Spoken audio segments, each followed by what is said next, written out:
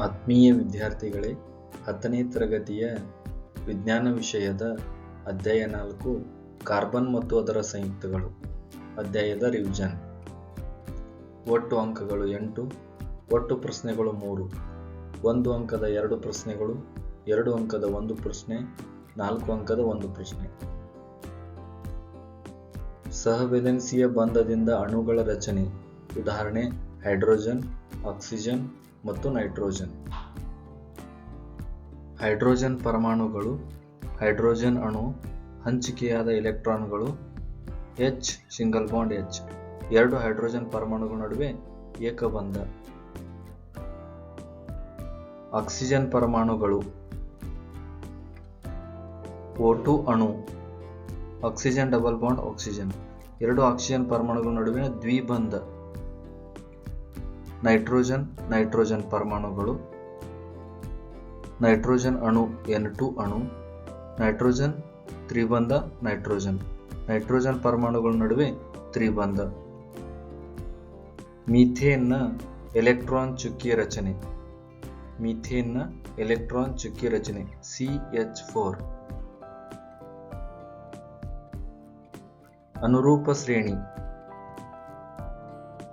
ಶ್ರೇಣಿಗಳು.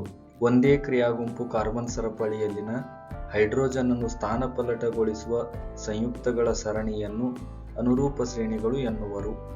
ಉದಾಹರಣೆಗಾಗಿ CH4 ಮತ್ತು C2H6 ಇವುಗಳ ಘಟಕ ವ್ಯತ್ಯಾಸ CH2. C2H6 ಮತ್ತು C3H8 ಇವುಗಳ ಘಟಕ ವ್ಯತ್ಯಾಸವು CH2. ಸಮಾಂಗತೆ ಅಥವಾ ರಚನಾ ಸಮಾಂಗಿಗಳು. ಒಂದೇ ಅಣುಸೂತ್ರ ಹೊಂದಿದ್ದು ಆದರೆ ಬೇರೆ ಬೇರೆ ರಚನಾ ವಿನ್ಯಾಸವನ್ನು ಹೊಂದಿರುವ ಸಂಯುಕ್ತಗಳನ್ನು ರಚನಾ ಸಮಾಂಗಿಗಳು ಎನ್ನುವರು. ಉದಾಹರಣೆ: ಸಾಮಾನ್ಯ ಬ್ಯೂಟೇನ್ ಅಥವಾ N-ಬ್ಯೂಟೇನ್ ಮತ್ತು ಐಸೋಬ್ಯೂಟೇನ್. ಸಾಮಾನ್ಯ ಬ್ಯೂಟೇನ್ C4H10, ಐಸೋಬ್ಯೂಟೇನ್ C4H10. ಅಣುಸೂತ್ರ C4H10 ಒಂದೇ ಆಗಿದ್ದು ಆದರೆ ಬೇರೆ ಬೇರೆ ರಚನೆಯನ್ನು ಹೊಂದಿವೆ. ಕ್ರಿಯಾಗುಂಪುಗಳು.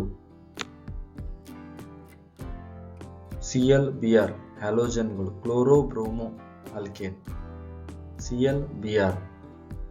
Oxygen, alcohol OH, aldehyde CH double bond O, ketone C double bond O, carboxylic ಆಮ್ಲ C double bond O OH.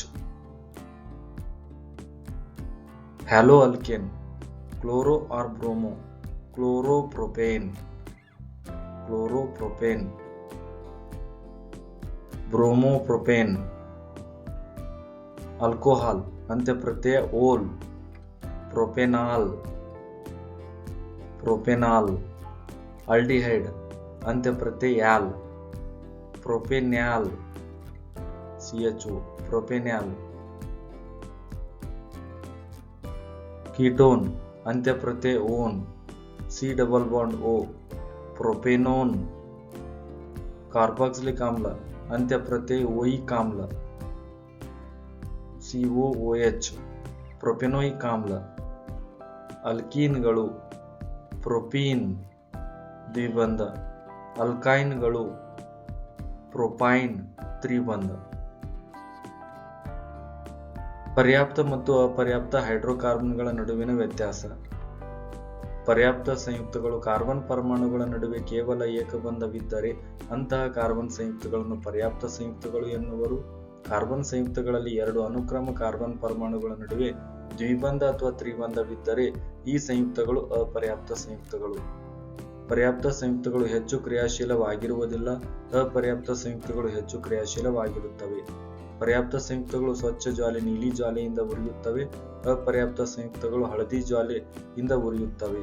ಪರ್ಯಾಪ್ತ ಸಂಯುಕ್ತಗಳಿಗೆ ಆಲ್ಕೇನ್ಗಳು ಸಾಮಾನ್ಯ ಸೂತ್ರ CnH2n+2.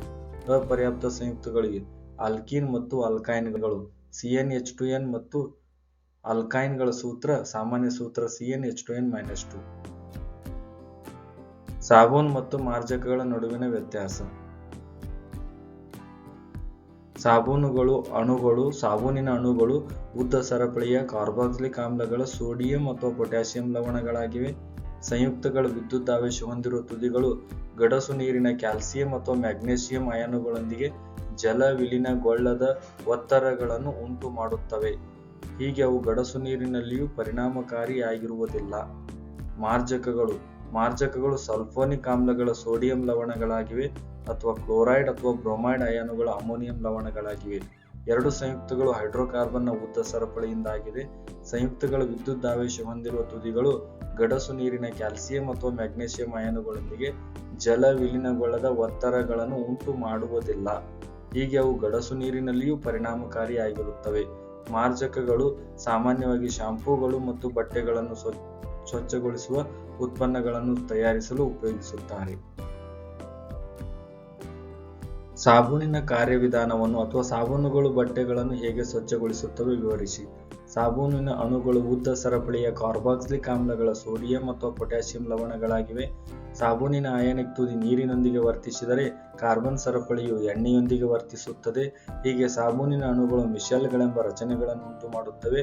ಸಾಬೂನಿನ ಅಣುಗಳು ಹೈಡ್ರೋಕಾರ್ಬನ್ ತುದಿಯ ಎಣ್ಣೆಯ ಹನಿಯ ಕಡೆಗೆ ಇರುತ್ತದೆ ಹಾಗೂ ಅಯಾನಿಕ್ ತುದಿಯು ಹೊರಮುಖವಾಗಿರುತ್ತದೆ. ಇದು ನೀರಿನಲ್ಲಿ ಎಮಲ್ಷನ್ ಉಂಟು ಮಾಡುತ್ತದೆ. ಹೀಗೆ ಸಾಬೂನಿನ ಮಿಶೆಲ್ ನೀರಿನಲ್ಲಿ ಕೊಳೆಯನ್ನು ಕಿತ್ತು ಹೊರತೆಗೆಯಲು ಸಹಾಯ ಮಾಡುತ್ತದೆ ಮತ್ತು ನಾವು ನಮ್ಮ ಬಟ್ಟೆಗಳನ್ನು ಸ್ವಚ್ಛವಾಗಿ ತೊಳೆಯಬಹುದು.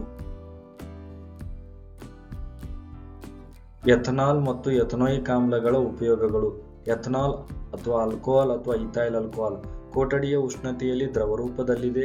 ಎಲ್ಲ ಆಲ್ಕೋಹಾಲ್ ಯುಕ್ತ ಪಾನೀಯಗಳ ಸಕ್ರಿಯ ಘಟಕವಾಗಿದೆ. ಇದು ಒಂದು ಉತ್ತಮ ದ್ರಾವಕವಾಗಿರುವುದರಿಂದ ಟಿಂಕ್ಚರ್, ಅಯೋಡಿನ್, ಕೆಮ್ಮಿನ ಔಷಧ ಮತ್ತು ಅನೇಕ ಟಾನಿಕ್ಗಳು ಔಷಧಗಳಲ್ಲಿ ಬಳಸುತ್ತಾರೆ. ನೀರಿನಲ್ಲಿ ವಿಲೀನವಾಗುತ್ತದೆ. ಸೇವಿಸುವುದರಿಂದ ಅಮಲನ್ನು ಉಂಟು ಮಾಡುತ್ತದೆ. ಶುದ್ಧ ಎಥನಾಲ್ ಸೇವನೆಯಿಂದ ಮಾರಕವಾಗಬಹುದು.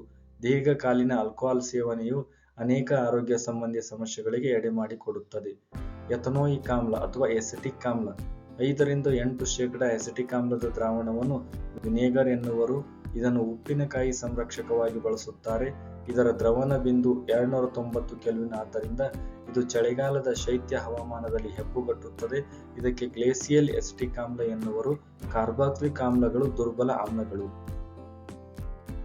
ಉತ್ಕರ್ಷಣೆ, ಸಂಕಲನ ಕ್ರಿಯೆ. ಉತ್ಕರ್ಷಣೆ ದಹನ ಕ್ರಿಯೆಯ ಮೂಲಕ CH3CH2OH = CH3COOH.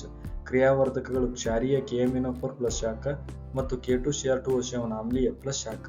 ಯಾವುದೇ ರಾಸಾಯನಿಕ ಕ್ರಿಯೆಯಲ್ಲಿ ವಸ್ತುವೊಂದು ಆಕ್ಸಿಜನ್ ಪಡೆದುಕೊಂಡರೆ ಅಂಥ ರಾಸಾಯನಿಕ ಕ್ರಿಯೆಗಳನ್ನು ಉತ್ಕರ್ಷಣ ಕ್ರಿಯೆಗಳು ಎನ್ನುವರು. ಉತ್ಕರ್ಷಣ ಕ್ರಿಯೆಯಲ್ಲಿ ಆಕ್ಸಿಜನ್ ಸೇರಿಸುವ ವಸ್ತುಗಳಿಗೆ ಉತ್ಕರ್ಷಣ ಕಾರಗಳು ಎನ್ನುವರು. ಉದಾಹರಣೆ KMnO4 ಮತ್ತು K2Cr2O7. CH3CH2OH ಕ್ಷಾರೀಯ KMnO4 ಪ್ಲಸ್ ಶಾಖ ಅಥವಾ ಆಮ್ಲೀಯ K2Cr2O7 ಪ್ಲಸ್ ಶಾಖ CH3COOH.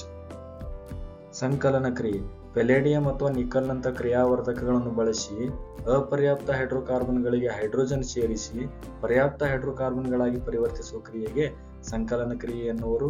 ಸಸ್ಯ ಎಣ್ಣೆಗಳು ಅಪರ್ಯಾಪ್ತ ಕಾರ್ಬನ್ ಸರಪಳಿ, ಪ್ರಾಣಿಜನ್ಯ ಕೊಬ್ಬುಗಳು ಪರ್ಯಾಪ್ತ ಕಾರ್ಬನ್ ಸರಪಳಿ.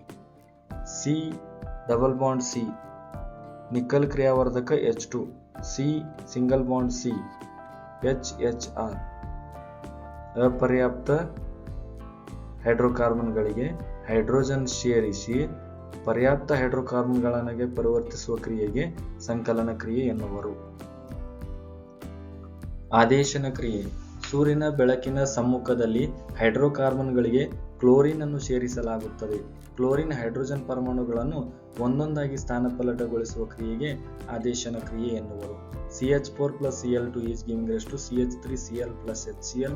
CH3Cl+Cl2 = CH2Cl2+HCl. ಎಸ್ಟರೀಕರಣ ಎಂದರೇನು? ಎಥನಾಲ್ನಿಂದ ಈಥೀನ್ ಅನ್ನು ಹೇಗೆ ಪಡೆಯುವಿರಿ? ಆಲ್ಕೋಹಾಲ್ ಮತ್ತು ಕಾರ್ಬಾಕ್ಸಿಲಿಕ್ ಆಮ್ಲಗಳ ಪರಸ್ಪರ ವರ್ತಿಸಿ ಎಸ್ಟರ್ ಉಂಟಾಗುವ ಕ್ರಿಯೆಯನ್ನು ಎಸ್ಟರೀಕರಣ ಕ್ರಿಯೆ ಎನ್ನುವರು. ಎಥನಾಲ್ ಅನ್ನು 443 ಕೆಲ್ವಿನ್ ತಾಪದಲ್ಲಿ ಹೆಚ್ಚಿನ ಪ್ರಮಾಣದಲ್ಲಿ ಸಾರೀಕೃತ ಸಲ್ಫ್ಯೂರಿಕ್ ಆಮ್ಲದೊಂದಿಗೆ ಕಾಯಿಸಿದಾಗ ಎಥನಾಲ್ ನಿರ್ಜಲೀಕರಣಗೊಂಡು ಈಥೀನ್ ಉತ್ಪತ್ತಿ ಆಗುತ್ತದೆ. CH3CH2OH ಬಿಸಿಯಾದ ಸಾರಯುಕ್ತ ಸಲ್ಫ್ಯೂರಿಕ್ ಆಮ್ಲ H2SO4 CH2 double bond CH2+H2O. Carbon ಪರಮಾಣುಗಳು C4+ ಕ್ಯಾಟಯಾನ್ ಅಥವಾ C4- ಯಾನ್ ಅಯಾನುಗಳನ್ನು ಉಂಟು ಮಾಡುವುದಿಲ್ಲ. ಏಕೆ?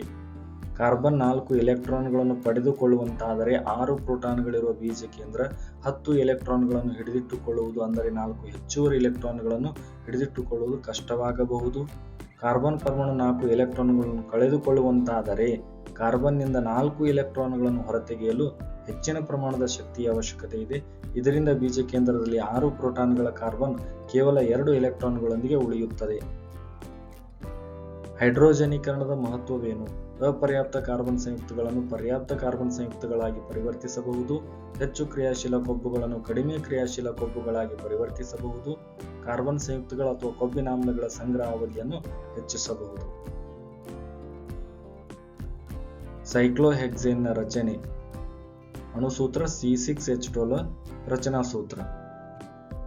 ಬೆಂಜಿನ್ನ ರಚನಾ ಅಣುಸೂತ್ರ C6H6. ಇದು ಬೆಂಜಿನ್ನ ರಚನಾ ಸೂತ್ರ. ರಚನಾ ವಿನ್ಯಾಸ.